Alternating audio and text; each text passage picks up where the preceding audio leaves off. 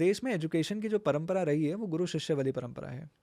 गुरु जो होता है को ऐसा नहीं है कि उसकी जॉब 9 to 2 है या 9 to 5 वाली जॉब है। ऐसा नहीं है कि सुबह सुबह कहीं पे आकर अटेंडेंस मार्क करनी है कि अभी पढ़ाई करना स्टार्ट करते हैं, आज ये अटेंडेंस मार्क करनी है, ये एडमिनिस्ट्रेटिव काम है, ये एग्ज़ाम शीट्स क्लियर करनी है, वो नहीं है परंपरा।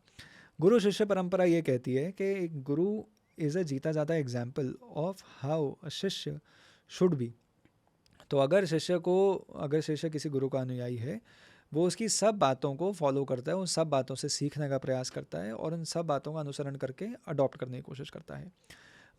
वो गुरु शिष्य परंपरा रही है। इनफैक्ट तभी अगर आप महाभारत के अंदर अगर पांडव जाते थे कहीं एजुकेशन लेने के लिए, वो मॉडर्न वेज के अंदर उसको हॉस्टल की तरह ट्रीट कर रहे हैं, बट वो एक्चुअली गुरु अपने पूरे जीवन से, अपने 24 घंटे से, अपने 365 दिनों से अपने शिष्यों को कुछ सिखा रहे हैं। और वही एक तरीका है एजुकेशन का जिससे जो इतना वाजिब है। हम जैसे एजुकेशन सिस्टम के अंदर अगर हम आ ही गए तो क्यों ऐसा है कि हम अपने पेरेंट्स से सबसे पहले सीखना स्टार्ट करते हैं? वो इसलिए है क्योंकि parents are living life in front of a young child.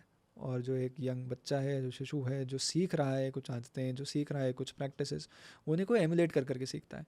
इसलिए बहुत ज़रूरी इसलिए भी है कि अगर आप अपना धर्म की कुछ बातें करते हैं या धर्म के ऊपर कुछ चर्चा करते हैं या स्पिरिचुअलिटी के ऊपर चर्चा करते हैं, तो घरों के अंदर ये चर्चाएं होनी चाहिए, घरों के अंदर ये डिस्कशंस होनी चाहिए, ताकि जो आने वाली जनरेशन है वो उसको अच्छे से समझ पाए, सीख पाए, उन बातों का अनुसरण कर उसे अच्छे से आत्मसात कर पाए। और वही that is perhaps the way forward for a civilisation. Moving back to your question, of course बहुत सेंट्रल था मेरे लिए, भगवत गीता भी बहुत सेंट्रल है मेरे लिए, महाभारत भी। और इसी वजह से मैं आर्ग्यू करता हूँ बुक के अंदर भी कि कैसे ये जो लैंड है जिसका नाम जो which I am arguing is a land of Indic civilisation, कि इंडिक सभ्यता का जो भी धर्म का जो भी बात है वो सारी बातें इस धरती पे हुई हैं जो आज मॉडर्न हरियाणा है। But because of one prevalent stereotypes and because of little academic orientation or rather disorientation, आप इस स्थिति में आ जाते हैं कि उसके बारे में आप जानते नहीं हैं।